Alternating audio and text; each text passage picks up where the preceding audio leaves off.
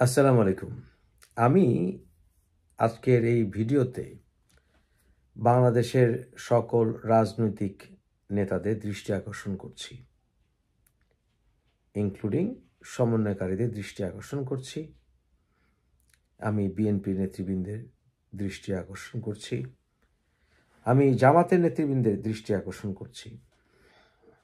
আমি জাতীয় পার্টির নেতৃবৃন্দের দৃষ্টি আকর্ষণ করছি। আমি বৌদ্ধ সমাজের যারা আছেন সবার দৃষ্টি আকর্ষণ করছি। গত জুন মাস থেকে এখন পর্যন্ত যারা আমার ভিডিও রেগুলার দেখছেন তাদের উদ্দেশ্য করে কিছু কথা বলবো, কারণ আমার ফেসবুক এবং ইউটিউব আসলে একটি পর্যায়ের ভিতর দিকে আছে, যেটা আমাকে একটি ব্যাপক অভিজ্ঞতা দিয়েছে। আপনারা যারা অনেকগুলো বছর আমার ভিডিও দেখছেন তাদের নিশ্চয়ই মনে আছে 2000 বিশেষ করে 11, 12, 13, 14 পর্যন্ত যে আমি যখন আওয়ামী লীগের প্রচণ্ড সমালোচনা করতাম তখন আমার ভিডিওগুলো জামাত তাদের বাঁশের কেল্লা এবং নতুন বিশ্ব তরুণ প্রজন্ম সহ বিভিন্ন পেজে তারা আপলোড করতো, তারা বাহবা দিত আমাকে। আমি জামাতের অনেক অ্যাক্টিভিস্ট যারা কিনা আওয়ামী লীগের নিপীড়নের মুখে পড়েছিল, আমি বলেছিলাম তাদেরকে নিপীড়ন করাটা অন্যায়। এই কথা বলায় অনেকেই ভাবতো আমি জামাত করি, কিন্তু যখন আমি স্পষ্ট করলাম আমার অবস্থান যে আমি জামাতকে পছন্দ করি না, 2008, 9, 10, 11 আপনারা মুফাসসির ইসলাম ডেইলি স্টার লিখলে আমার বহু আর্টিকেল, বহু লেখা পাবেন যেখানে আমি জামাতের প্রচুর সমালোচনা করেছি। এবং যখন আমি যুদ্ধাপরাধীর বিচারের দাবি করলাম তখন জামাত আমার উপরে ক্ষেপে গেল, আমাকে নাস্তিক, আমাকে ইসলামের দুশ্মন, আমার বিরুদ্ধে বিভিন্ন পেজ করা শুরু করলো। প্রচণ্ড ঘৃণা আমার বিরুদ্ধে হঠাৎ করে তাদের ভিতরে পেয়ে বসলো। তখন আমি বুঝলাম যে এই দলটা বা সালাফিস্ট, ওয়াহাবিস্ট, জামাত এরা আসলে এক ধর্মীয় ফ্যাসিস্ট। তাদের নেতারা আসলে তাদের জন্য গুরুজন। নেতার বিরুদ্ধে কোনো কিছু বলা মানে নবীর বিরুদ্ধে বলা। এটা আমি বুঝে গেলাম। জামাত বেমালুম ভুলে গেল যে আমি তাদেরকে পছন্দ না করলেও তাদের রাজনীতি করার অধিকারকে আমি বিশ্বাস করি এবং তাদের কর্মীদের উপরে আওয়ামী লীগ নিপীড়ন চালিয়েছিল সেটাকে আমি সমর্থন করিনি। এটা তারা বেমালুম ভুলে গেল। জামাত ধর্মভিত্তিক রাজনীতি করে। হেফাজতে ইসলাম ধর্ম নিয়ে সোশ্যাল মুভমেন্ট বললেও আসলে রাজনীতিই করে। সুতরাং তাদের কাছে এসব আশা করি না যে তারা গণতন্ত্র বুঝবে, বাক স্বাধীনতা বুঝবে। আমি এগুলি আশা করি না। এবং একসময় আমি তারেকেরও সমালোচনা করেছি, কারণ আমি মনে করি জিয়াউর রহমানের আদর্শ হচ্ছে ব্যক্তির চাইতে দল বড়, দলের চাইতে দেশ বড়। কিন্তু উল্টোটা হয়েছে বিএনপিতে। বিএনপি, তারেক রহমান বিদেশে আছেন, উনি আসবেন, উনি গদি নেবেন, উনি সেই ইমাম খোমেনির মতো উনি নেতৃত্ব দিবেন, ইত্যাদির কারণে বিএনপি আর ঘুরে দাঁড়াতে পারেনি। বিএনপির সাধারণ নেতাকর্মী প্রচুর সাফার করেছে। খালেদা জিয়া নিজেও জেলে গেছেন এবং অপরদিকে তারেক খুব আরামে আয়েসেই বিদেশে ছিল। মাঝে মাঝে ওখান থেকে সে আয়াত নাজিল করত। তাই আমি ব্যাপারটিকে ভালো চোখে দেখিনি। বিএনপিরও অনেকে আমাকে সেই বিষয়ে তীব্র নিন্দা করেছিল আমার, কিন্তু এতে আমার কোনো আসে যায়নি। আমি ওই বিএনপির সমর্থকদের বা জামাতের সমর্থকদের হাততালি পাবো, আমার ভিউ বাড়বে, আমার একটা ভেস্টেড গ্রুপ থাকবে। সব সোশ্যাল মিডিয়া অ্যাক্টিভিস্টের একটা ভেস্টেড গ্রুপ থাকে, হয় জামাত, নাহলে আওয়ামী লীগ, নাহলে বিএনপি। এরকম ভোট ব্যাংকের মতো তাদের সাবস্ক্রাইবার ব্যাংক থাকে। আমার এগুলো না, আমি এগুলো পরোয়া করি না। কিন্তু এই যে গত কয়েক মাস ছাড়াও আমি প্রচুর, যারা অনেক দিন ধরে, যাদের বয়স এখন 25-25, তারা তো আজকে 10 বছর আগে খুবই ছোট ছিল, তাদের অনেকে জানবে না, কিন্তু যারা 40+ তারা জানেন যে আমি আওয়ামী লীগের কতভাবে সমালোচনা করেছি। শেখ হাসিনার লেডি হিটলার নামটা কিন্তু আমারই দেয়া। আমার অসংখ্য দেশি বিদেশি ইন্টারভিউ আছে, আপনারা দেখেছেন, ইংরেজিতে বাংলায়। বহু আন্দোলন করেছি, মাঠে ময়দানে, লন্ডনে, নিউ ইয়র্কে, শেখ হাসিনার সমালোচনা করে। তাই শেখ হাসিনাকে আমি ভালোবাসি না, বাসি নাই কখনো। কেউ বলতে পারবে না আমি শেখ হাসিনাকে পছন্দ করি, কখনো বলেছি। কিন্তু আমি আওয়ামী লীগের রাজনীতি করার অধিকারের জন্য সংগ্রাম করেছি, যে তার অধিকার আছে রাজনীতি করার। আমি তার মতামত পছন্দ করি না, কিন্তু তার মতামত প্রকাশ করার, রাজনীতি করার অধিকার আছে। এই গত মুভমেন্টে শেখ হাসিনার পতনের পক্ষে ছিলাম আমি, আপনারা তার সাক্ষী। যে কয়জন একেবারে রাত দিন শেখ হাসিনার পতনের পক্ষে অনলাইনে কথা বলে গেছে, বিশেষ করে জুন মাস থেকে, তার ভিতরে আমি একজন। হাতে গোনা কয়েকজন বেশি বেশি ভিডিও করতেন, কথা বলতে, তার ভিতরে আমি একজন, আপনারা তাই সাক্ষী। কিন্তু শেখ হাসিনার পতনের সাথে সাথে কতগুলো বিষয় লক্ষ্য করেছি। আওয়ামী লীগ শুনলেই তাকে পেটাও, তার বিরুদ্ধে মামলা দাও, তার জায়গা জমি দখল করো, ঘর বাড়ি পুড়িয়ে দাও, ছাত্রলীগকে পেটাও, ছাত্রলীগ শুনলেই পেটাও, তাদের লেখাপড়া বন্ধ করে দাও, ইউনিভার্সিটি আসতে দেবে না, ইত্যাদি। এবং বাংলাদেশের স্বাধীনতার সার্বভৌমত্বের বিরুদ্ধে আজে বাজে প্রচার। আমি একজন স্বাধীনতাকামী মানুষ, আমি স্বাধীনতার পক্ষের মানুষ, আমি তো এই ধরনের প্রচারকে সমর্থন করতে পারি না, এবং আমি ধর্মভিত্তিক রাজনীতিকে সমর্থন করি না। আমি রাজাকার আল বদরদের পছন্দ করি না, তাই আমি এর বিরুদ্ধে দাঁড়িয়েছি। সমন্বয়কারীরা যে হিজবুত তাহরির, আমি সবচেয়ে আগে বলেছি, বাংলাদেশে কেউ আইডেন্টিফাই করেনি। যখন আওয়ামী লীগ পুরো দৌড়রূপে, তখন আওয়ামী লীগকে আমি ডিফেন্ড করেছি। কিন্তু আওয়ামী লীগকে ডিফেন্ড করা মানেই ওই ধরে নিয়েছে আমি শেখ হাসিনাকে পছন্দ করি। কিন্তু শেখ হাসিনা এবং তার দোসররা, যাদেরকে শেখ হাসিনা পুরস্কৃত করেছিলেন, তারা সবাই দেশ থেকে ভেগে গেছে, কেউ কথা বলেনি।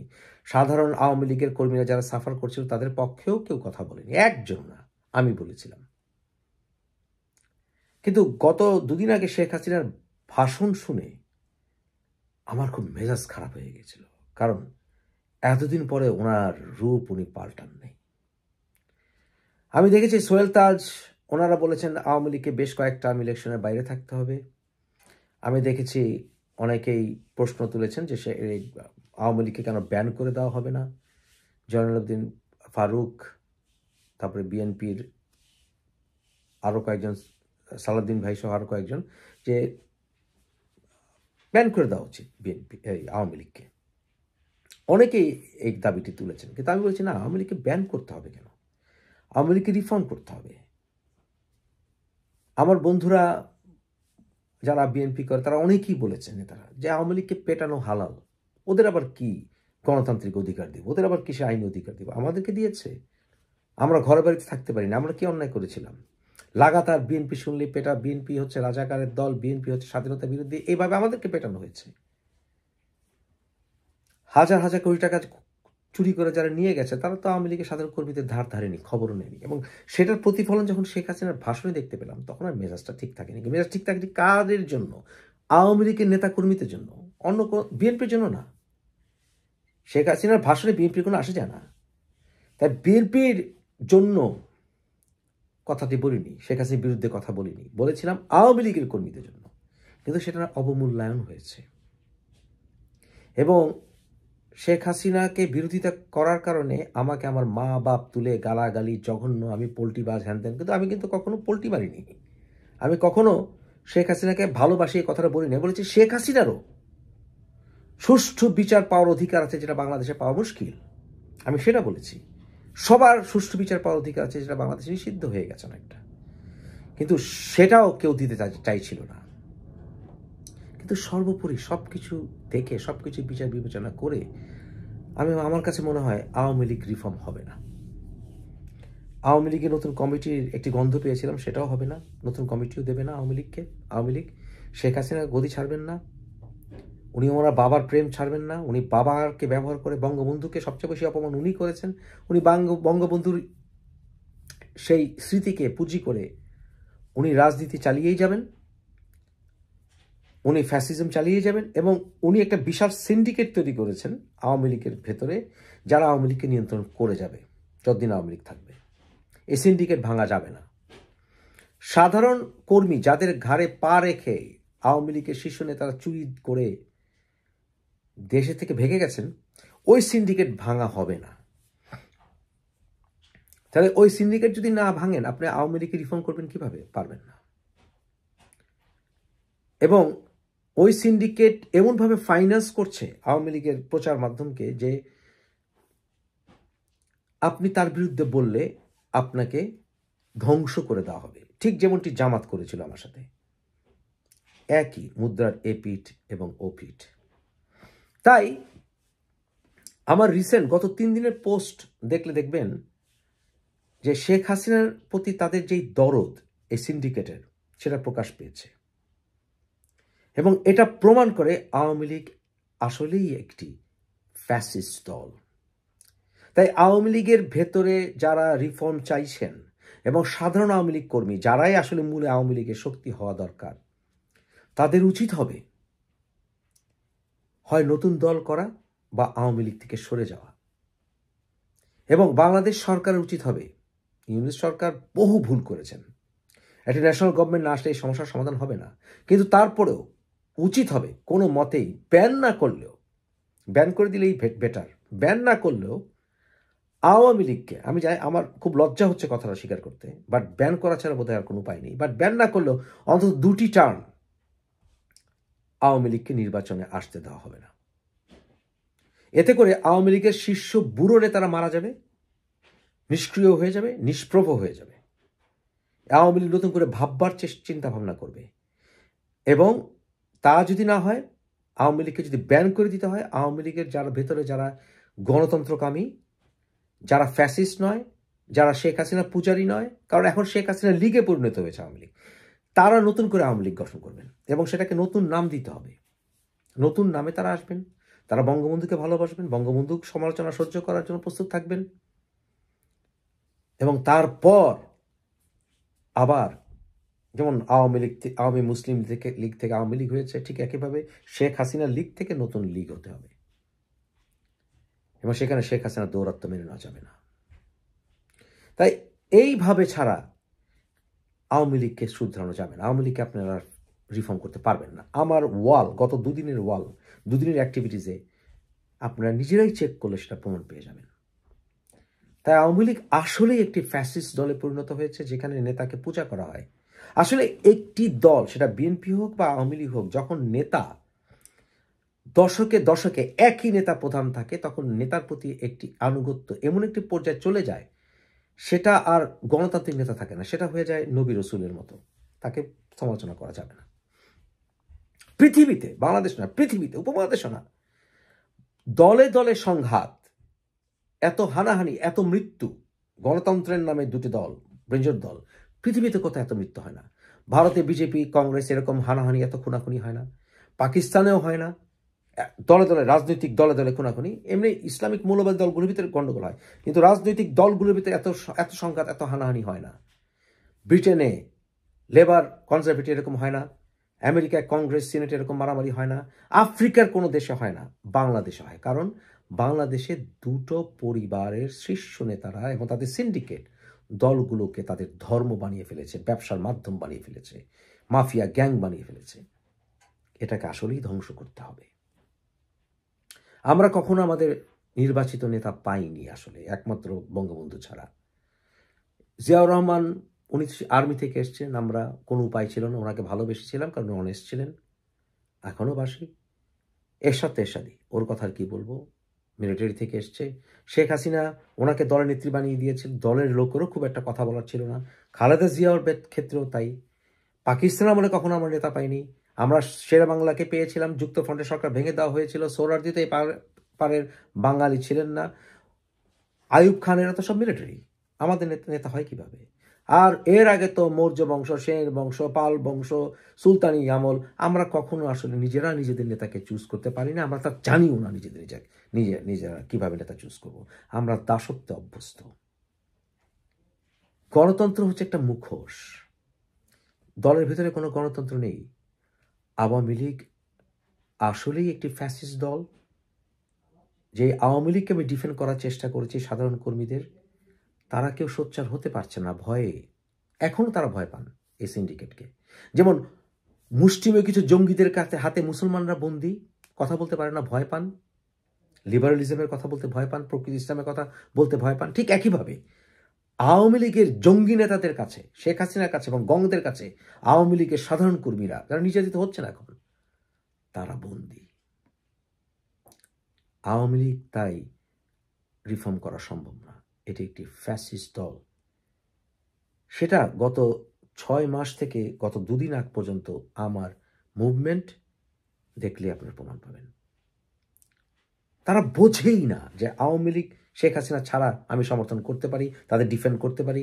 এটা তারা বোঝেই না। হয় বোঝে না, নাহলে ভয় পায়, দুটোর একটা।